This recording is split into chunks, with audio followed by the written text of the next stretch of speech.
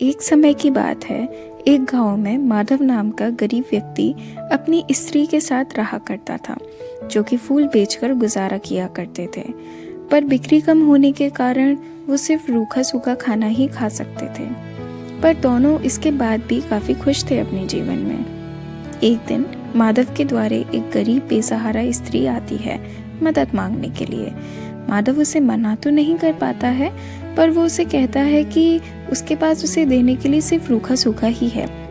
स्त्री इस बात पर राजी हो जाती है और माधव के घर में सारा काम करने लगती है।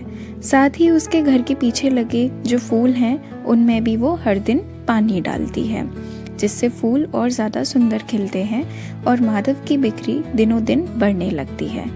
उस बिक्री से थोड़ा सा पैसा इकट्ठा हो जाता है तो माधव एक गाय भी खरीद लेता है और उस गाय का सारा दूध वो गांव में बेचने लगता है, जिससे थोड़ा और पैसा इकट्ठा होता है तो माधव कुछ ज़मीन भी खरीद लेता है।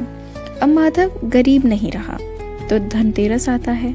धनतेरस पे दोनों पति पत्नी अच्छे से पूजा करते हैं। अब उनके घर में काम करने वाली जो स्त्री होती है उसके हाथ में एक डिब्बा होता है जिसमें से रोशनी निकल रही होती है। वो स्त्री स्वयं लक्ष्मी जी होती हैं, जो रूप बदलकर माधव के घर आई होती हैं। अब लक्ष्मी जी को देख के दोनों पति पत्नी रोने लगते हैं कि उन्होंने लक्ष्मी जी से इतना काम करवाया। लक्ष्मी जी कहती हैं कि तुमने बिना किसी बात की परवाह किए मुझे सहारा दिया, मेरी मदद की, तो मैं इस बात से तुम दोनों से बहुत खुश हूँ। इस कहानी की ये सीख है कि निस्वार्थ रूप से की गई सेवा कभी भी व्यर्थ नहीं जाती है। तो इसी बात पे राधे।